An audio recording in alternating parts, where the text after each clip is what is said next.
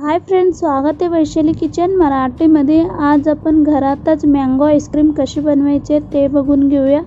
हा mango ice cream बनवायचं खूपच इझी आहे आणि खायला पण तेवढंच जबरदस्त लागते। मार्केटपेक्षा चांगला आपण घरातच मँगो आईस्क्रीम आज बनवूया। चला तर मग आजची रेसिपी सुरू करूया आपण। मँगो आईस्क्रीम बनवायच्यासाठी इथे मी 1 कप मँगो घेतले आहेत आणि छोट्या पीसेसमध्ये असं कट करून घ्यायचे पहिला तद्दी। त्यानंतर फ्रेश क्रीम घ्यायचे आहे आणि कंडेन्स मिल्क घ्यायचे आहे। इथे मी फ्रेश क्रीम आणि कंडेन्स मिल्क अमूलची वापरत आहे। तुम्ही पाहिजे तर कोणत्याही ब्रँडचं वापरलं तर चालेल, फ्रेश क्रीम आणि कंडेन्स मिल्क। आता आपण मँगो आईस्क्रीम कशी बनवायची ते बघून घेऊया। पहिला तद्दी इथे मी एक मिक्सरचं भांडे घेतले आहेत। यामध्ये पहिला तद्दी हा कट करून घेतले आहेत ना मँगो ते टाकून घ्यायचे। त्यानंतर फ्रेश क्रीम टाकायचे आहे। हा फ्रेश क्रीम पॅकेटमध्ये पूर्ण 250 ग्राम एवढा असतोय, पूर्ण वापरले आहे तिथे मी। फ्रेश क्रीम टाकल्यानंतर आता आपण यामध्ये दही टाकून घ्यायचे।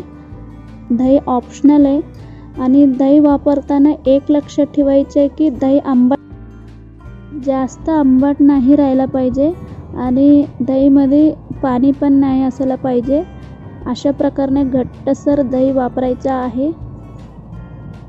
जर दहीमध्ये पाणी असले तर ते चाळणीमध्ये गाळून घ्या। घट्ट अशा प्रकारे तुम्ही दही वापरायचं आहे, मग छानपैकी आपला मँगो आईस्क्रीम छानपैकी क्रीमी होते। आता यामध्ये कंडेन्स मिल्क टाकून घेऊया।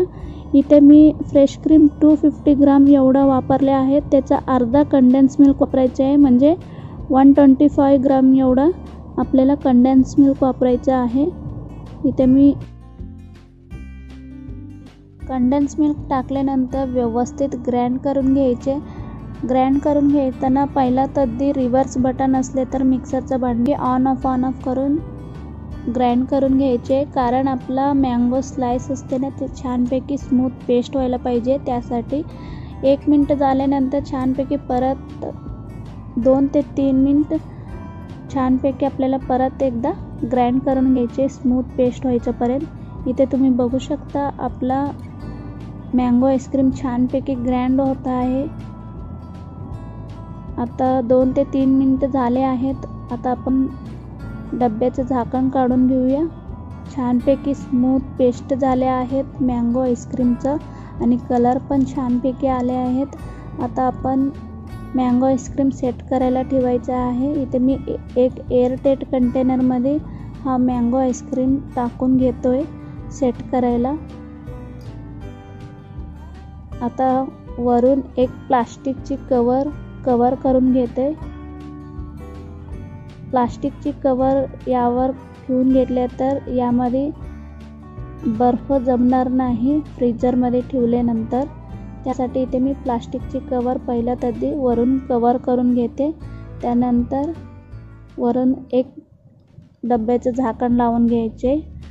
तुम्हाला हा मँगो आईस्क्रीम लवकर खायचा असले तर तुम्ही ॲल्युमिनियमच्या डब्यामध्ये पण सेट करायला ठेवू शकता किंवा स्टीलच्या डब्यामध्ये पण सेट करायला हा मँगो आईस्क्रीम ठेवू शकता। ॲल्युमिनियमच्या डब्यामध्ये आणि स्टीलच्या डब्यामध्ये लवकर सेट होतोय, प्लास्टिकच्या डब्यामध्ये थोडा वेळ लागतोय। आता प्लास्टिकची कवर थोडं एक्स्ट्रा आहे ना ते इथे मी कट करून घेते।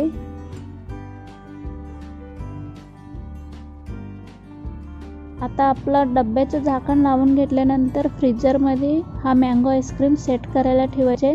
साधारण 8 ते 10 तास छानपैकी सेट करून घ्यायचे। 8 ते 10 तास झाल्यानंतर इथे मी फ्रीजरमधून हा डब्बा काढून घेतले आहेत।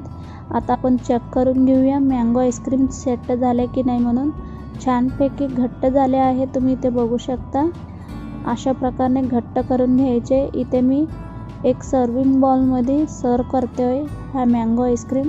इथे मी 1 चम्मच घेतले आहेत। अशा प्रकारे मँगो आईस्क्रीममध्ये टाकून छानपैकी प्रेस करून हा मँगो आईस्क्रीम काढून घ्यायचे।